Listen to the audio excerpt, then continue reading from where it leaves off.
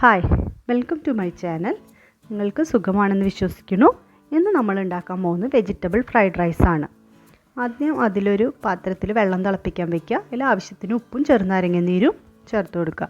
ചെറുനാരങ്ങ നീര് ചേർക്കണത് എന്തിനാണെന്ന് വെച്ച് കഴിഞ്ഞാൽ നമ്മുടെ അരിയൊക്കെ വല്ലാണ്ട് കുഴയാണ്ടിരിക്കാൻ വേണ്ടിയിട്ടാണ്. അത് കഴിഞ്ഞ് അതിൽ അരി ഇടണം. അരിനെ നല്ലപോലെ 2-3 പ്രാവശ്യം കഴുകണം. അതിൻ്റെ സ്റ്റാർച്ചൊക്കെ നന്നായി കളയണം. അതിന് ശേഷം അതിനൊരു 1/4 മണിക്കൂറോളം കുതിർത്ത് വയ്ക്കുക വെള്ളത്തിൽ. എന്നിട്ട് ആ വെള്ളമൊക്കെ കളഞ്ഞിട്ട് വേണം അരി നമ്മൾ ഇതിലിടാൻ വേണ്ടിയിട്ട്. അതിന് നന്നായി വേവിച്ചെടുക്കുക. വല്ലോണം വെന്ത് കുഴയൊന്നും ചെയ്യരുത്. ഒരുവിധം നല്ലപോലെ തന്നെ വേവിച്ചെടുക്കണം. അതിന് ശേഷം അതിലത്തെ വെള്ളമൊക്കെ മാറ്റിയിട്ട് അതിനൊരു പാത്രത്തിൽ പരത്തിയിടണം. അതായത് നന്നായി തണുക്കണം ഫ്രൈഡ് റൈസിൻ്റെ അരി.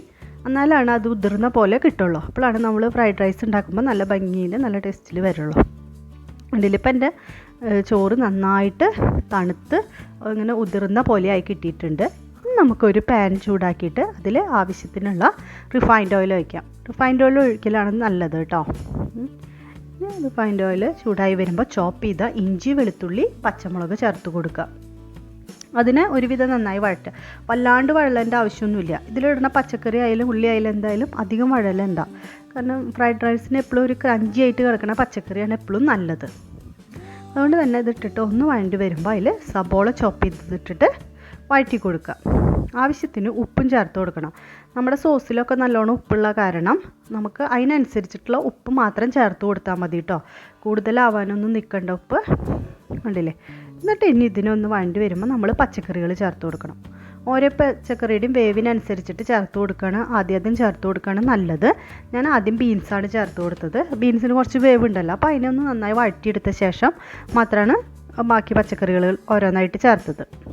ബീൻസ് വെന്ത് വരുമ്പോൾ അതിൽ നമ്മൾ ക്യാരറ്റ് ചേർക്കണം. എല്ലാം നല്ല നൈസായിട്ട് അരിഞ്ഞെടുക്കണം കേട്ടോ. എത്രത്തോളം ചെറുതായി നമുക്ക് അരിയാൻ പറ്റണോ അത്രത്തോളം നല്ലതാണ് നമ്മുടെ ഫ്രൈഡ് റൈസിലേക്ക്. കണ്ടില്ലേ? ഇത് വഴണ്ടി കിട്ടുന്ന സമയത്ത് ഇതിൽ ക്യാബേജ് അരിഞ്ഞതും ക്യാപ്സിക്കം അരിഞ്ഞതും ചേർത്ത് കൊടുക്കുക.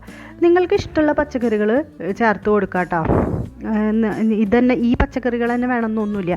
വേണമെങ്കിൽ കോൺ ഉണ്ടെങ്കിൽ അത് ചേർത്ത് കൊടുക്കാം. പിന്നെ പല കളറുകളുള്ള ക്യാപ്സിക്കം ചേർത്ത് കൊടുക്കാം. മട്ടർ ഉണ്ടെങ്കിൽ അത് ഇട്ട് കൊടുക്കാം. അതിനൊന്നും കുഴപ്പമില്ല. ഇതെല്ലാം നന്നായി വഴറ്റി കൊടുക്കുക. ഇതെല്ലാം ക്യാബേജും ക്യാപ്സിക്കം ഒക്കെ പെട്ടെന്ന് വഴണ്ടി കിട്ടും. അത് വഴണ്ടി വരുന്ന സമയത്ത് നമുക്കതിൽ സോസുകൾ ചേർത്ത് കൊടുക്കണം. പിന്നെ കുരുമുളക് പൊടി, ഞാനിപ്പോൾ കുരുമുളക് പൊടി ചേർത്ത് കൊടുത്തിട്ടുണ്ട്. അതുപോലെ തന്നെ സോയാ സോസ്, പിന്നെ red chilli sauce, green chilli sauce. ഇനി നിങ്ങളുടെ കയ്യിൽ ഒരു സോസ് ഉള്ളതെന്ന് വെച്ച് കഴിഞ്ഞാൽ റെഡാണുള്ളതെന്ന് വെച്ചാൽ റെഡ് ചേർത്ത് കൊടുക്കുക. അല്ല ഇനി ഗ്രീൻ മാത്രമേ ഉള്ളതെന്ന് വെച്ചാൽ എന്നാൽ അത് ചേർത്ത് കൊടുക്കുക കേട്ടോ. അതുപോലെ കുറച്ച് വിനാഗിരിയും ചേർത്ത് കൊടുത്തിട്ടുണ്ട്. നിങ്ങൾക്ക് വേണമെങ്കിൽ ടൊമാറ്റോ സോസ് ചേർക്കാം. ഞാൻ സോസ് ചേർത്തിട്ടില്ല. ടൊമാറ്റോ സോസ് സാധാരണ ഫ്രൈഡ് റൈസിൽ അങ്ങനെ ടൊമാറ്റോ സോസ് ചേർത്ത് കാണാറില്ല. അതുകൊണ്ട് ഇനി ഇത് നിങ്ങൾ നന്നായിട്ട് ഇളക്കി കൊടുക്കുക. കുറേ സമയമൊന്നും വഴറ്റണ്ട. പച്ചക്കറികളിൽ ആ സോസൊക്കെ ഒന്ന് ആവണ വിധത്തിൽ വഴറ്റി കൊടുക്കുക. അതിന് ശേഷം നമ്മുടെ വേവിച്ച് തണുക്കാൻ വെച്ച് ചോറിട്ട് കൊടുക്കുക. അതിന് ശേഷം നല്ലപോലെ ഇളക്കി കൊടുക്കണം. നന്നായിട്ട് ഇളക്കി എല്ലാ വശത്തും നമ്മുടെ പച്ചക്കറിയും സോസും ഒക്കെ ഈ അരിയിൽ മിക്സായി കിട്ടണം. തീ നല്ല ഹൈയിൽ തന്നെ വെക്കണം കേട്ടോ. കരിയാതെ നോക്കണേ. ഉണ്ടില്ലേ? ഇനി നന്നായിട്ട് ഇളക്കി കഴിഞ്ഞിട്ട് പിന്നെ നമ്മൾ കഴിഞ്ഞ് കഴിയുമ്പോൾ ഈ ഇതിൽ സബോളയ്ക്ക് പകരം വേണമെങ്കിൽ നമുക്ക് സ്പ്രിംഗ് ഒനിയൻ്റെ കടവശം ഇടാം. സബോള മാറ്റിയിട്ട് സബോള വേണ്ടെന്നൊക്കെ എന്നിട്ട് സ്പ്രിംഗ് ഒനിയൻ ഇടാം. അങ്ങനെ ചെയ്യാം. എൻ്റെ കയ്യിൽ അതിൻ്റെ പച്ചഭാഗം മാത്രമാണ് ഉള്ളത്. സബോളയുടെ ഭാഗം കുറച്ചുണ്ടായിരുന്നുള്ളൂ. അതുകൊണ്ട് ഞാൻ ആ സ്പ്രിംഗ് ഒനിയൻ്റെ പച്ചഭാഗം ഇതിൽ ഇട്ടിട്ടുണ്ട് കേട്ടോ. കുറച്ചുണ്ടായിരുന്നുള്ളൂ, അതുകൊണ്ട് കുറച്ചിട്ടിട്ടുള്ളൂ. ഇട്ടില്ലെങ്കിലും കുഴപ്പമൊന്നുമില്ല. പക്ഷേ ഫ്രൈഡ് റൈസിൽ അത് ഇടും സ്പ്രിംഗ് ഒനിയൻ, അതുകൊണ്ടാണ് അതിട്ടത്. പിന്നെ നിങ്ങൾ ആവശ്യത്തിന് ഉപ്പുണ്ടോ എന്നൊക്കെ ഒന്ന് നോക്കണേ.